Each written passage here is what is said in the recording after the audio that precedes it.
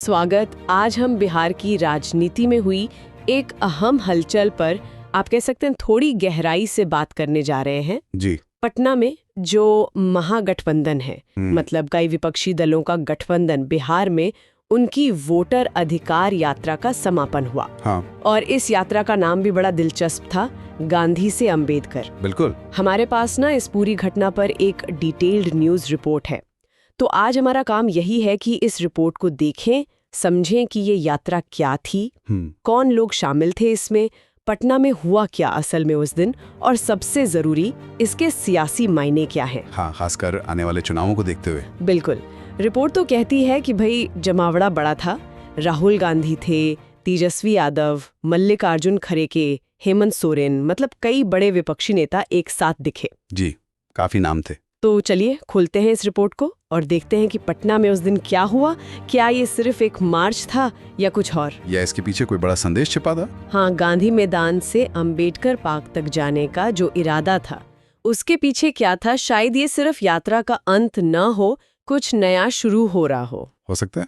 तो सबसे पहले ये यात्रा थी क्या? रिपोर्ट क्या कहती है इसके बारे में? ये वोटर अधिकार यात्रा का समापन था। सही। जी। समापन समारोह था और ये कोई एक दिन की बात नहीं थी। अच्छा। रिपोर्ट के मुताबिक ये यात्रा करीब 2 हफ्तों से चल रही थी। ओह, 2 हफ्ते। कहाँ से शुरू हुई थी? सासाराम से शुरू हुई थी और खत्मी से पटना में होना था। ओके। और नाम, जैसा हमने कहा, गांधी से अंबेडकर, ये नाम ही अपने आप में बहुत कुछ कहता है ना? बिल्कुल। इसमें एक संदेश है और ये आयोजन महागठबंधन का था, ये भी साफ है। हाँ। रिपोर्ट में कितने दलों का जिक्र है? रिपोर्ट में लिखा है कि कुल 9 दलों के नेता और कार्यकर्ता थे इसमें। 9 दल? हाँ। और नेताओं में कौन कौन थे? मतलब बड़े चेहरे? हाँ, बड़े चेहरे कई थे। रिपोर्ट में जिक्र है राहुल गांधी का, कांग्रेस अध्यक्ष मल्लिकार्जुन खड़गे का। हाँ, खड़गे जी। फिर आरजेडी से तेजस्वी यादव तो थे ही, झारखंड के सीएम हेमंत सोरेन थे। अशोक गहलोत भी थे शायद। जी, अशोक गहलोत का भी नाम है। शिवसेना यूबीटी से संजय राउत, एनसीपी से सुप्रिया सुले, शरद पवार गुट वाली। हाँ वही, और सीपीआई एमएल लिबरेशन के दीपांकर भट्टाचार्य भी। तो मतलब एक मजबूत लाइनअप था। और रिपोर्ट में एक और बात थी शायद कि शुरुआत में कई नेता एक ही गाड़ी में थे। हाँ, ये एक दिलचस्प बात रिपोर्ट में बताई गई है कि शुरुआत में इनमें से कई बड़े नेता एक ही खुली गाड़ी में सवार थे। वो शायद एकजुटता दिखाने के लिए करते हैं अक्सर। जी बिल्कुल, एक तरह का शक्ति प्रदर्शन भी होता है और एकता दिखाने का तरीका भी। अच्छा, अब इसके रास्ते की बात करते हैं। कहाँ से कहाँ तक जाना था? रिपोर्ट के अनुसार इसे पटना के ऐतिहासिक गांधी मैदान से शुरू होना था। गांधी मैदान, ओके। फिर डाक बंगला चौराहा, इनकम टैक्स गोलंबर होते हुए पटना हाईकोर्ट के पास जो अंबेडकर पार्क है वहां तक। हाँ, ये दूरी कितनी होगी करीब? 4 किलोमीटर। हाँ, 4 किलोमीटर। और गांधी मैदान से शुरुआत चुनना, इसका भी अपना एक मतलब है ना, खासकर बिहार की राजनीति में। हाँ बिल्कुल, गांधी मैदान तो गवाह रहा है कितने ही ऐतिहासिक रैलियों और आंदोलनों का। जेपी आंदोलन की भी यादें जुड़ी हैं उससे। सही बात है, लेकिन रिपोर्ट ये भी बताती है कि ये मार्च पूरा नहीं हो पाया, मतलब अंबेडकर पार्क तक नहीं गया। हाँ, यहीं पर एक मोड़ आया, जैसा अक्सर होता है ऐसे प्रदर्शनों में। क्या हुआ? पुलिस? जी, पुलिस का बंदोबस्त काफी तगड़ा था, ऐसा रिपोर्ट में लिखा है। जगह जगह बैरिकेडिंग थी। लेकिन खास तौर पर कहाँ? खास तौर पर डाक बंगला चौराहे पर। वहाँ भारी पुलिस बल और मजबूत बैरिकेड लगाए गए थे। उसकी वजह रिपोर्ट में कुछ बताया है? हाँ, वजह बताई गई है कि हाईकोर्ट के पास का जो इलाका है वो एक प्रोहिबिटेड जोन है, मतलब प्रतिबंधित क्षेत्र। अच्छा, तो शायद इसलिए इजाजत नहीं थी।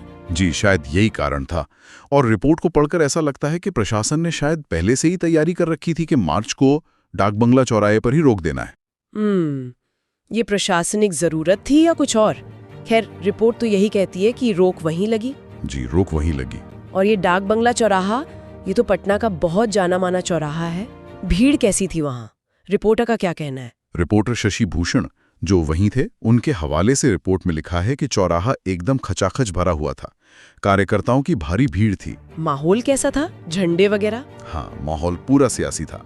अलग अलग पार्टियों के झंडे दिख रहे थे, Congress, RJD, CPI, ML liberation.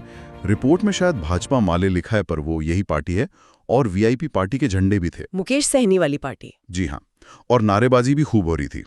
Report ये भी कहती है कि ये चौराहा वैसे भी पटना में अक्सर विरोध प्रदर्शनों का एक हॉटस्पॉट रहता है। तो एक तरह से सिंबॉलिक जगह बन गई वो। बिल्कुल। और फिर यहीं पर, इसी चौराहे पर, यात्रा का जो ओरिजिनल प्लान था उसमें बदलाव आया। क्या बदलाव? मतलब मार्च रुक गया? हाँ, रिपोर्ट के मुताबिक मार्च को बैरिकेड पर रोक दिया गया।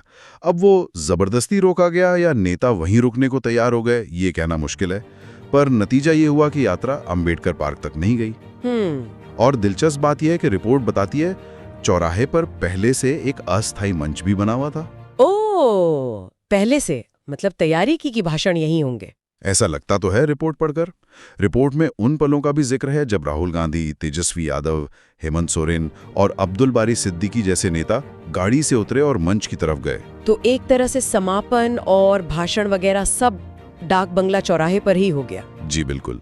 व्यवहारिक रूप से यात्रा का समापन वहीं हुआ, अंबेडकर पार्क की बजाय। इसने तो पूरे इवेंट को एक अलग ही मोड़ दे दिया। सही बात है। अच्छा, अब जरा मुद्दों पर आते हैं। ये वोटर अधिकार यात्रा थी, तो जाहिर है वोटरों के अधिकार मुद्दा रहा होगा। हाँ, वो तो नाम से ही साफ है।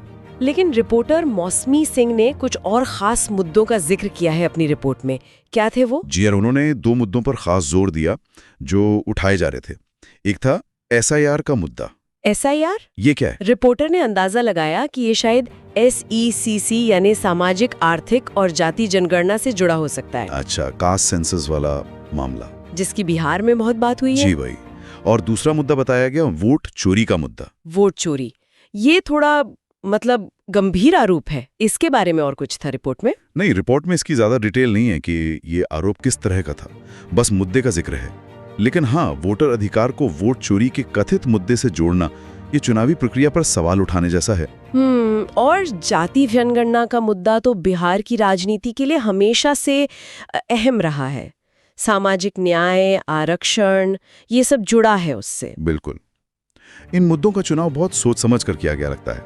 यहाँ पर रिपोर्टर मौसमी सिंह की एक बात ध्यान देने वाली है। उन्होंने इसे एक विश्लेषण के तौर पर कहा है, ये हमें साफ करना चाहिए। जी। उनका कहना था कि विपक्ष का इन मुद्दों पर फोकस करना, मतलब वोटर अधिकार, जातिगत आंकड़े, कथित वोट चोरी, ये उनके लिए एक बड़ा टर्निंग पॉइंट हो सकता है। अच्छा, टर्निंग पॉइंट क्यों?